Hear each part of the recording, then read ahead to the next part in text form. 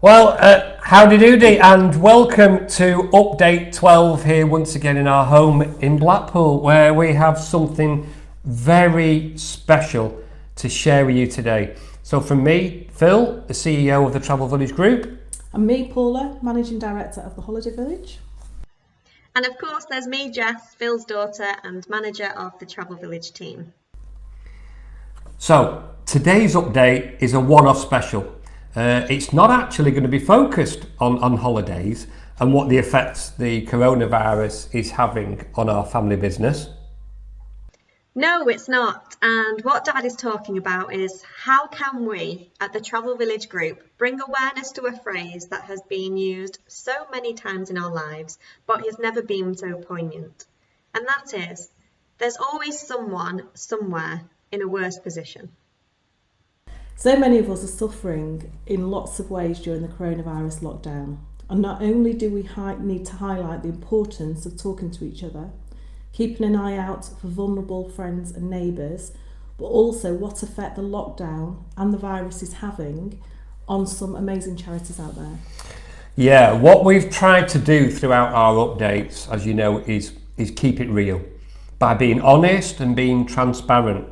It's also been a great opportunity to introduce you to our team, and we're going to be doing that again in update 13. That's the next one. And we've had so many kind comments last week about those, so I'm looking forward to that myself. I hope they'll behave themselves. And that's what our family business is doing with our updates. We're keeping them believable, telling you the truth. It may not be perfect. We're not perfect, but it's the truth. It's how we feel, it's how how it affects us, and it's how we're trying to fix it for you. So we can all look forward to our next holiday, whenever that may be, and we'll have more of that in the future updates. As you may be aware, last year many of us took part in the National Three Peaks Challenge to raise money for our local charity, Brian House Children's Hospice. Now this year, many of our team were going back to Ben Nevis, and Phil was going to cycle from Blackpool to Ben Nevis in aid of the charity. Now just recently, myself and Phil messaged each other and we had on our minds Brian House and Trinity Hospice and how they might be affected during this time. So we're bringing Janet from Trinity Hospice into the conversation to ask her how can we at the Travel Village Group help them and what challenges are they facing? And how can we get our friends, our family, our colleagues, and you, people of Blackpool and the Fylde Coast, to support them at this awful time? Anyway, we're here now with the power of them up and technology, and we've got Janet Atkins from the Trinity Hospice. And more recently, our support has been for the Brian House Children's Hospice. But during COVID-19, I understand, Janet, that there's immediate need for help in the Trinity. Can you explain to our clients and the people of the Fylde Coast then where this need is and why it is? Yes, Phil, love to. Trinity Hospice is ready to take patients from Blackpool Teaching Hospital in a bid to free up beds and help its NHS partners in the Fylde Coast fight against COVID-19. The hospice has brought in 10 extra beds into the inpatient unit, increasing capacity by over 50%. 2 weeks of careful planning means the hospice can now take admissions from the hospital, mostly frail elderly patients, though no one with a known COVID-19 diagnosis. It's not the first time that the hospital has stepped in to free up local hospital beds, but the scale of this response is unprecedented. Trinity's hospital-based palliative care team, along with its community nurses and hospice at home overnight teams, have also stepped in to fight the support increasing numbers of people needing palliative care due to the coronavirus. Teams have now stepped up to a 7-day-a-week schedule, and there's been a rapid upscaling of the virtual consultation techniques as well. In effect, you've now become frontline. Tell us, Janet, what effect has this had on the relatives of those that you've already got in palliative care? Well, over the last few weeks, procedures have changed daily within the hospice as we constantly review government guidelines. Our current situation is that visiting has now been restricted to 2 hours a day, just 2 till 4 in the afternoon, and that only 1 visitor per patient is allowed. Now, Trinity is still allowing visitors where everywhere else has stopped. This, however, we are doing everything we can to minimise the risks. For example, we are checking temperatures of visitors and fitting them with PPE equipment on arrival. Now, the reason we've continued to allow the visiting in the hospice, albeit restricted, is the value this brings to the quality of care for our patients and the families. So the importance of contact and connection with our loved ones at the end of life can't be underestimated for all concerned. Retaining limited visiting at this difficult time with the robust infection control measures we have put in place allows us to continue to deliver compassionate, holistic care, which is we saw value in hospice care. What will this financial support do?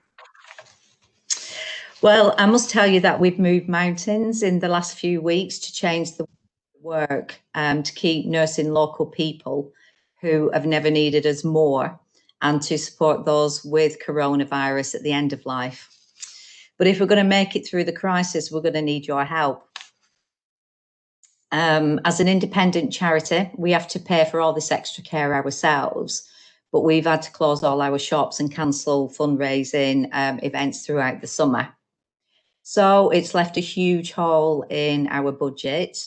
The government has promised to support hospices recently, but I have to tell you, this will only just cover about 2/3 of the care services we know our community will need. The rest we'll have to find ourselves, and that's why we're really grateful to the Travel Village going out with this campaign. So whatever funds you raise will go towards our emergency fund. Well, yeah, this 2.6 challenge, it seems a great way to get money in. Just tell the people of the Fylde Coast what sort of things, you're seeing people do. Is there anything really bonkers out there? What's happening? Well, yeah, I mean, it's just, the crazier the better, really. The great thing about the 2.6 challenge is that company like yourselves can pass it out to around staff members. Everybody can get involved. For people maybe on furloughed leave at the moment, it can be something positive for them to focus on. And for families, it can just be adapted to all ages and abilities. So there's been different ideas. There's running 26 miles or maybe a week or a month, 26 press-ups a day, laps around the garden, walking 2.6 miles, which for younger kids and stuff is still quite a challenge for them. Running up and down stairs 26 times a day, which I think Jess might sign up to. Yeah. Maybe doing some dancing for 26 minutes a day, bike rides, hula hooping's another one, maybe a new skill that we can all get. No, definitely not. And maybe doing sort of yoga or an online keep fit lesson for 26 minutes a day. And it's a great way to start getting a bit fitter as well. We really need to get the people in Blackpool involved in this.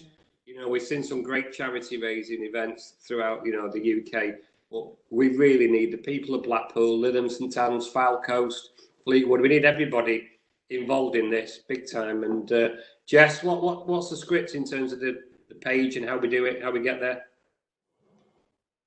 Well, did you say age? Sorry. Page? No, not age. Age. Sorry. So I have launched a Just Giving page, so you'll find justgiving.com/travel-village. We really will appreciate anybody to visit that page, check out what our team are up to, and just any small donations really will help. I'll put that as well on our Facebook page and our website. Yeah, so Janet, anything you'd like to say in closing? Because I know the people of the Fylde Coast, we don't want anyone to be forgetting about the work that you do in the hospice. It's absolutely incredible. You and your team are doing a great job. What would you like to say before we finish?